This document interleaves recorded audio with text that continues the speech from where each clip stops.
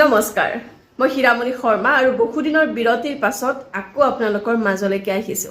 গাটো অকমান অসুস্থ আছিল কিন্তু আপোনালোকৰ আশীৰ্বাদ তথা মৰম এই যেটো জোৰ আৰু আপোনালোকে ইমানকৈ খবৰ লৈ আছে মোৰ হয়তো আপোনালোকৰ প্ৰতিটো প্ৰশ্ন বা প্ৰতিটো কমেন্টৰ মই উত্তৰ দিব পৰা নাই গাটো সঁচাকৈ বহুত বেছি বেয়া আছিল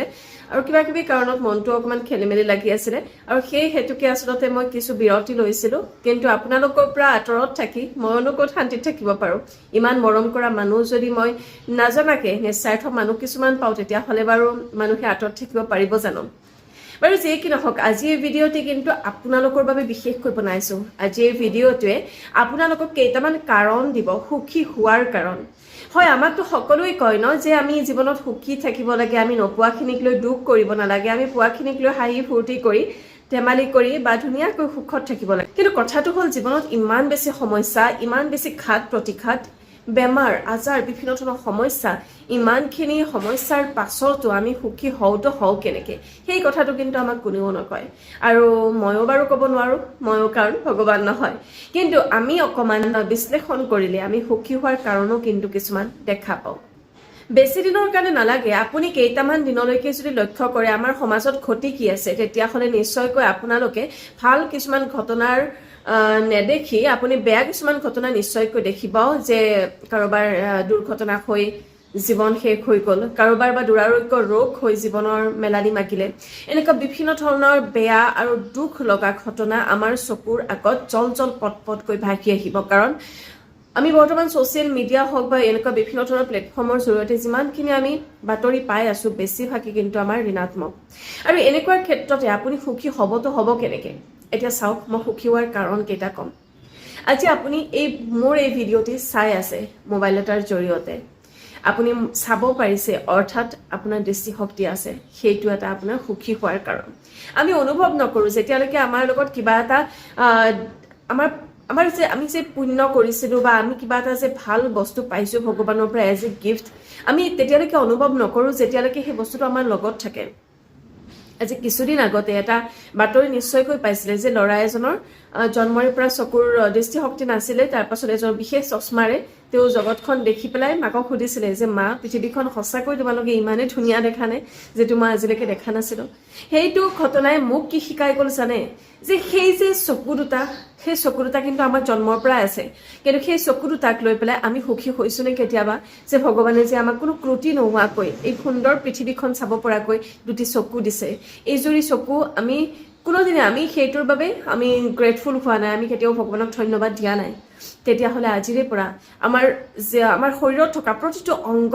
যদি আপুনি নিখুঁতভাৱে ভগৱানে আপোনাক দিছে তেতিয়াহ'লে আপোনাৰ দুখৰটো কাৰণেই থাকিব নালাগে কাৰণ নিখুঁতভাৱে যদি আমাৰ প্ৰতিটো অংগ প্ৰত্যংগ খুব সুন্দৰকৈ আছে তেতিয়াহ'লে আচলতে আমি ভাগ্যৱান আমি তাক লৈ সুখী হোৱা উচিত যদি কাৰোবাৰ কিবা এটা দুটা অংগ প্ৰত্যংগ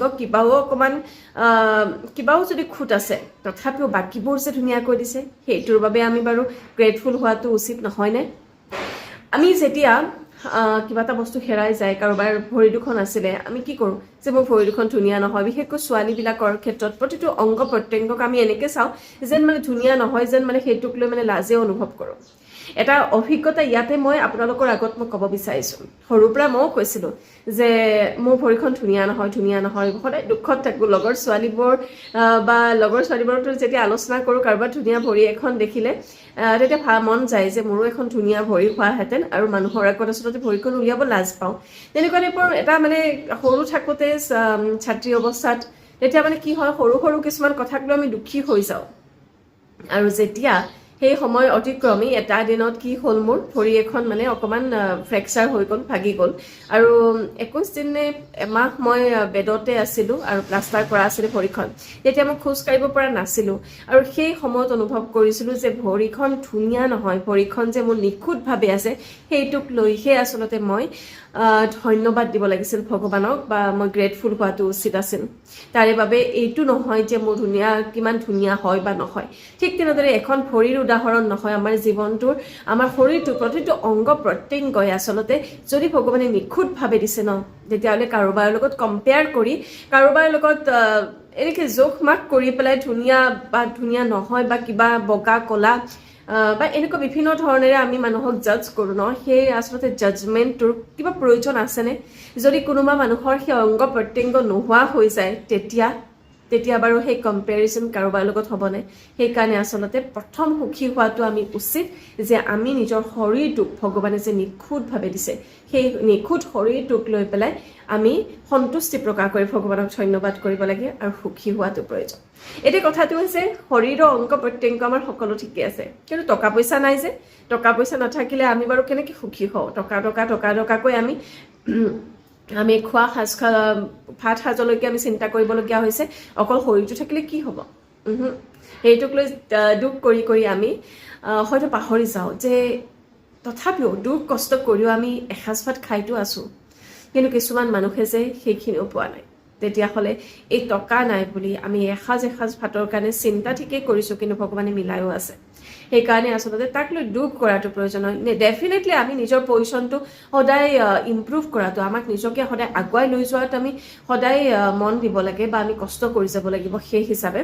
বা নিজকে সেনেকৈ আপগ্ৰেড কৰিব লাগিব কিন্তু তাৰ অৰ্থ এইটো নহয় যে আমি নাথাকা নাই বুলি আমি কান্দি থাকিম কিন্তু যিখিনি পাইছোঁ সেইখিনিক লৈতো আমি এটলিষ্ট আমি সন্তুষ্টি লভিব পাৰোঁ তাৰ পাছৰ কথাটো হৈছে যে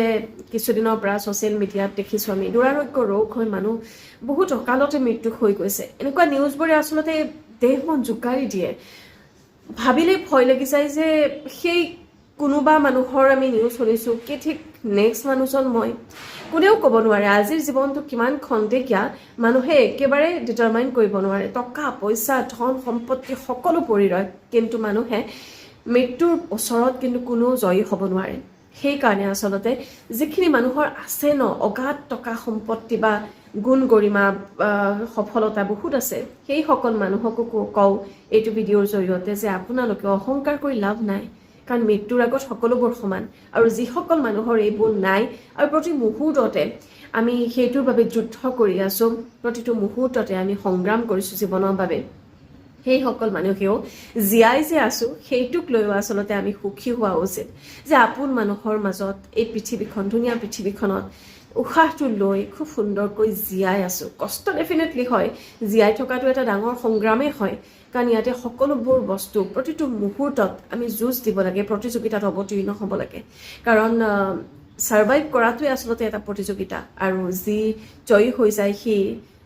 জীয়াই থাকে এনেকুৱা এটা কথা আমি আগৰ পৰা জানো আৰু সেইটো সংগ্ৰাম চলি থাকিব যেতিয়ালৈকে আমাৰ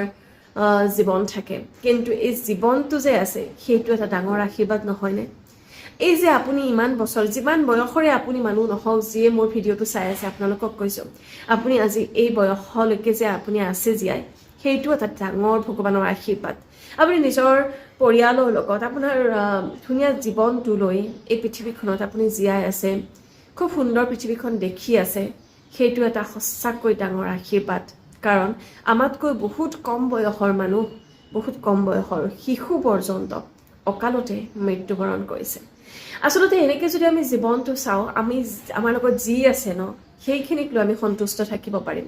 কিন্তু যদি আমি নোপোৱাখিনিক লৈ পেলাই আমি যদি দুখত থাকোঁ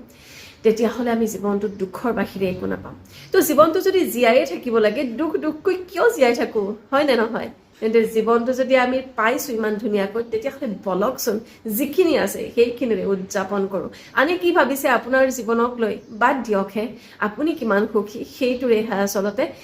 জীৱনৰ আচলতে মাপকাঠি হয় আমি জীৱনটো কেনেকৈ আমি জীয়াই আছোঁ সেইটো মেটাৰ কৰে কোনে আমাৰ জীৱনক লৈ কি মন্তব্য দিছে সেইটো আচলতে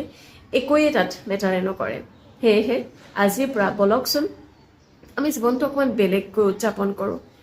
কি আছে কি নাই সেইবিলাক হিচাপ নিকাচ কৰি আপুনি নিজৰ পজিশ্যন নিশ্চয়কৈ উন্নত কৰিব চেষ্টা কৰিবই সেইটো কোনেও কোৱাৰ প্ৰয়োজন নাই কিন্তু তাৰ লগতে যিখিনি দিন আপুনি আহিলে ইমান দিন অতিক্ৰমী যিমানখিনি জীৱনে আপোনাক দিলে যিমানখিনি আপুনি অভিজ্ঞতা অৰ্জন কৰিলে যিমানখিনি বৰ্তমান আপোনাৰ লগত আছে সেয়া মানুহ হওক বা বস্তু হওক সেইখিনিক লৈ ভগৱানৰ ওচৰত সদায় সন্তুষ্টি প্ৰকাশ কৰি ধন্যবাদ দিবলৈ পাহৰি নাযাব এনে বলক আজিৰে পৰা জীৱনটো অকণমান বেলেগকৈ উদযাপন কৰোঁ কেৱল জীয়াই থাকি উশাহ নিশাহ লৈ আমি ইমান সুন্দৰ জীৱনটো ৱেষ্ট কিয় কৰোঁ নে কি কয় জনাব আপোনালোকে কমেণ্টত আপোনালোকে সুখত থকাটো মই বিচাৰোঁ আপোনালোকে খুব ধুনীয়াকৈ পজিটিভভাৱে থকাটো বিচাৰোঁ সেয়াই একমাত্ৰ আৰু অন্তিম উদ্দেশ্য। মই হীৰামণি শৰ্মা ইয়াৰ পৰা মাগিছোঁ বিদায়। ধন্যবাদ।